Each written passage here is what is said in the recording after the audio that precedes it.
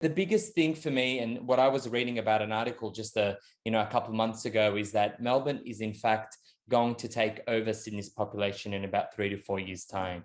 So it's sitting at about 6 to 6.5 million at the moment, and it's looking at to exceeding at 8 million by 2025.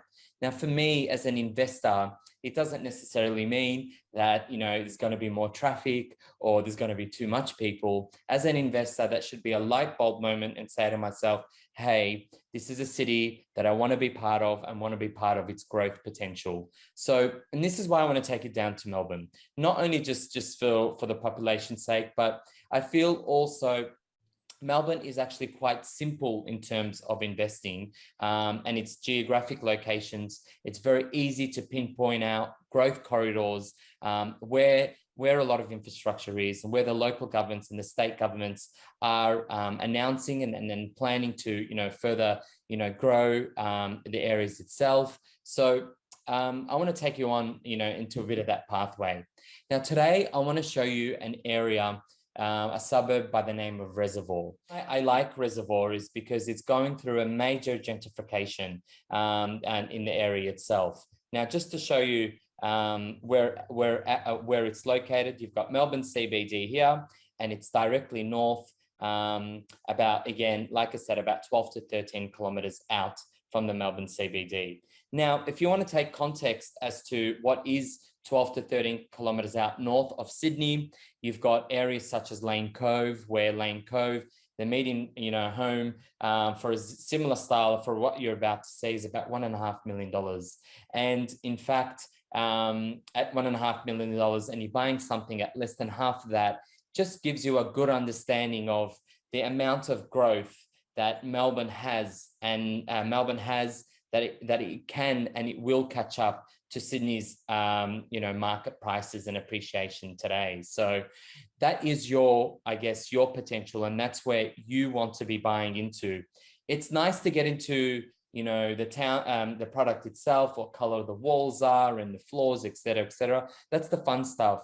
But I really want to take you back to the reason as to why you're investing into that pocket today, and I think that's the most important. So like I said, Melbourne is the area Reservoir, just right here, as you can see. Reservoir is 12 to 13 kilometers out. And the beauty about it, if we zoom out, is that what I was saying to you before is the simplicity of Melbourne's ideal locations where to invest is actually very straightforward. You've got central business district in the middle, north, east, south, west, and that's really it. And then you've got regional areas after that. In Sydney, a very different way is, you've got north, east, south, west of the CBD, but then you've got other sub-cities and other central business districts forming its own, own populous city and in its own self-sufficient ways. Is things like areas like, Parramatta, you've got the Austral, the Leppingtons of the world in southwest Sydney, where, they are becoming very self-sufficient. In Melbourne, the beauty about Melbourne is that it's still very quite centralized. So you can easily pinpoint out where the growth and where, and I guess where the growth is basically heading out. And I like to say that one of the areas of Melbourne is the northern regions, where it's obtaining a lot of growth. And the reason why I want to talk about Reservoir itself is,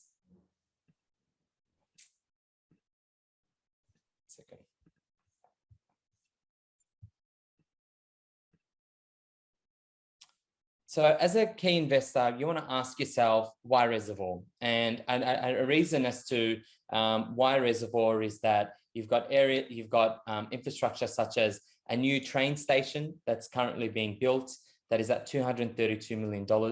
Now, you'd ask why a suburban area like Reservoir requires a $232 million train station upgrade. That means the state government, local government has pinpointed that as an area of growth, and hence why they're spending. As an investor, that should give you great comfort that if there is potential of local expenditure of such, it means that it's an area that you really want to be investing into. So the beauty about what I was talking about, how it's all very quite centralized, we've got the train loop in Melbourne CBD, where it's very straightforward, where it takes you again north, east, south, west. And as you can see here, Reservoir is just about a 35 to 40 minute train ride, into the CBD itself. So why Reservoir? And what are the trends of Reservoir at the moment?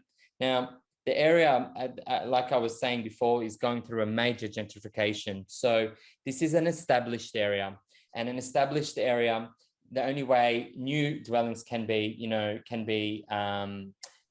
built in these areas if existing homes are demolished and new projects are announced. So I want to give you just a bit of the trends. So back in 2015, if we were to follow the linear path of what we call a ripple effect that's happening in Melbourne, or you want to call it an urban sprawl. So this ripple effect that is currently occurring in Melbourne is seeing investors and owner-occupiers as such trying to catch up to its affordability prices before areas being priced out due to demand and popularity. And Reservoir, as I was saying, is peaked as the next area to be actually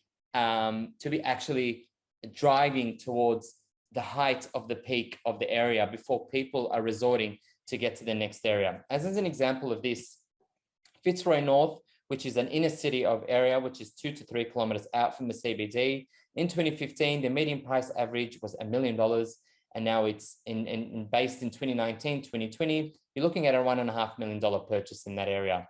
The area after that is Northcote. I actually was born and I was raised in this area of Northcote. So I personally saw its major redevelopment and how it's just been glossed over as a very popular area.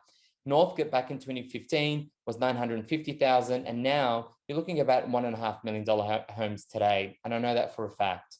So Thornbury right afterwards is 842, 4-5 years later, 1.2, 1.3 million for dwellings. And then you've got areas like Preston, where it's 685, and now you're looking at about $1 million purchase if you were to buy a small home dwelling in that area. And that takes me to an area like Reservoir. Now, Reservoir back in 2015, the price average was 539,000.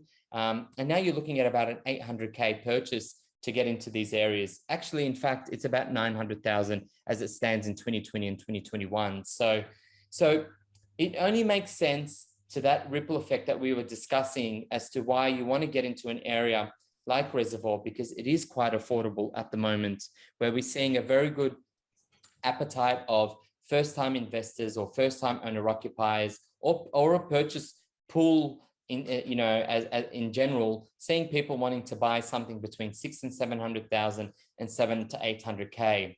Now, your opportunity to get into this area is to get into an area before it has reached its peak. And that's why Reservoir is an opportunity whereby you're buying something at a very similar price point, and you can see its predecessor areas have seen its price hike that it's happening. So Reservoir, and then you've got areas after that like Thomastown would be the next areas of growth. Now, the reason why I like Reservoir, other than obviously we discussed the railway upgrade. You've got La Trobe University, the northern campus there, which hosts thousands of students and is eyed as the second best university in Melbourne itself. And then because of its eyed of a gentrification, if you go into these areas, a lot of old ethnic groups had bought into the 50s and 60s, and now you're seeing a lot of grandkids taking over homes, and people are redeveloping and getting into these areas. So what that means is that the demand of the area is now calling for a new kind of style of living. And gentrification means that it's got a new demographic that's going in. So things like, the popular cafe Melbourne culture that are coming into their area, and you've got parks and parklands, you've got schools that are now further opening because of its expansion. These are reasons why, as an investor, you want to be getting amongst that. And that's just plain and simple for me and from to you. My first investing property was actually in Reservoir myself. And I feel as though when I did buy around that $500,000 mark, I had on-sold it. If I didn't on-sold it, I think 4 or 5 years later would have been worth at least 300K. And I don't make this up, because reality is that market is appreciating, and it's not going to wait for you to make a decision whether or not you think it's worth buying into. This is a very youthful, up and coming areas, and the demand is going through the roof to see new dwellings. And then you've got tenants as such who, like I said, the new generation are preferring something newer, something that will stand the test of time with trends, color palettes, etc., etc.